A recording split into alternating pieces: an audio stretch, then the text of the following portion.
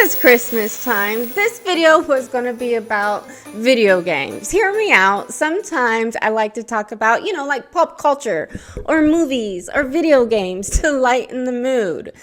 Until we had another tragic, horrific, tragedy-full weekend, again, I don't recognize this world anymore. Don't worry, I'm going to still try and get the video game video out this week, so please subscribe if you're not already. We need a little happiness and fun in our life, but I felt so horrible if I did make a fun video without touching bases on everything that happened. Let's first begin with the horrific story of Rob Reiner, who is also a Pisces. He is very, very talented. He is famous for directing some of the best movies. As a Gen Xer, one of your top favorite movies has to be The Princess Bride, Stand By Me, A Few Good Men, Sleepless in Seattle, When Harry Met Sally. I recently made a friend watch When Harry Met Sally because he's never seen it before. He loved it, of course. Sidebar, I also recently made my friend watch the original War of the Roses, made I think in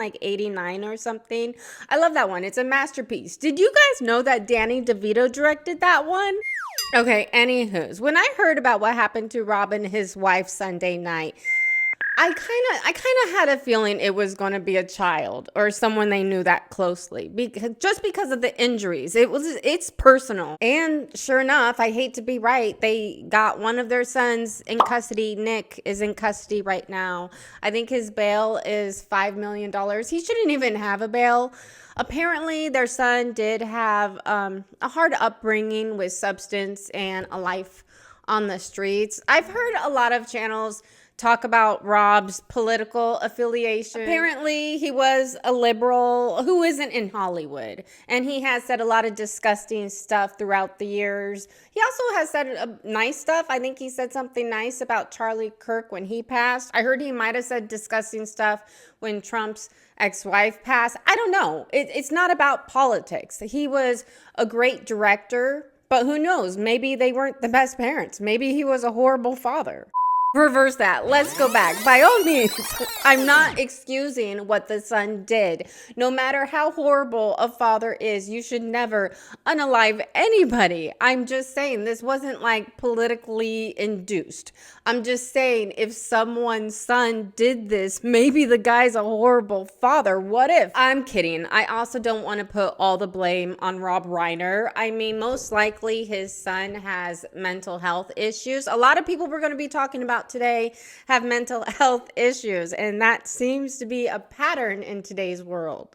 Y'all want to know the real reason why America is absolutely losing its mind? Look at this graph. In 1995, there was about 40 rock and roll bands on the Billboard Hot 100, and in the same year, there was about 14 million Americans being medicated for their mental health.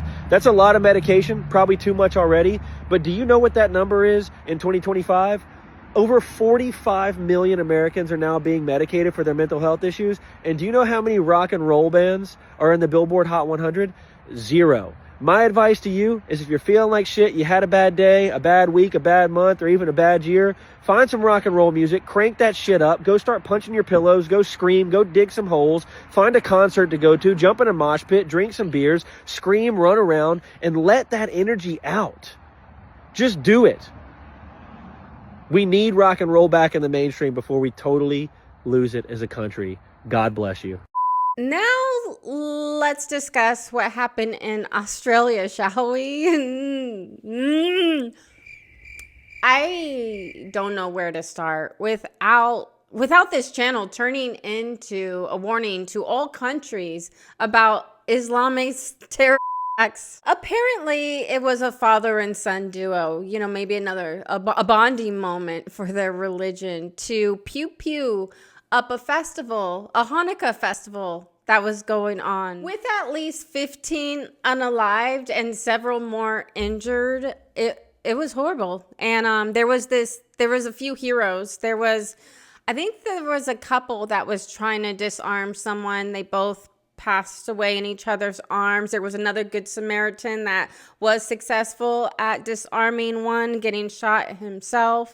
A Holocaust survivor did not die in the Holocaust. He survived that, only to be murdered decades later at a Hanukkah celebration at Bondi Beach. Alexander Klaitman escaped unimaginable evil as a child. He survived Siberia, he survived the Nazis, he rebuilt his life in Australia. And this week, he was killed at Bondi Beach in a terrorist attack while shielding his wife. His wife said that he stood up to protect her, and that's how he died, protecting the woman that he loved. And he wasn't the only one. A 10-year-old girl named Matilda, a rabbi, a young man named Dan who was just getting started with his life, Peter, a former police officer, a man who fled the Soviet Union as a teenager for a better life, a 78-year-old grandfather who died trying to shield a family friend with his body, an 82-year-old woman, an accomplished professional, a brilliant bridge player. These weren't symbols, these weren't headlines, they were people. A man who survived the Holocaust died protecting his wife at a Jewish celebration. Let that sink in. If that doesn't shake you, then I don't know what will. Quick note to me. Future me, you're going to have to beep out a lot of words I'm going to say because YouTube doesn't like them. There was also a survivor from October 7th. He was in Israel on October 7th from that terror attack that was also in Australia and injured this past weekend. This is so crazy. I don't want to harp on this topic too much because it makes me so mad. Muslims do not assimilate. Just keep them out of your country. We're going to move on to Brown University. Another pew-pewing took place in a Jewish studies class. That's kind of weird.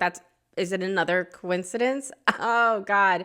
I think it was 2 were unalived and 9 injured, I believe. They haven't caught the guy. They have no suspects. They have a man of interest. And the video they have is a nothing burger. It could be anybody. And it's been 4 days with no suspects. They did question this one guy and they released the poor guy's name, but then released him and then released footage of the guy's chubby.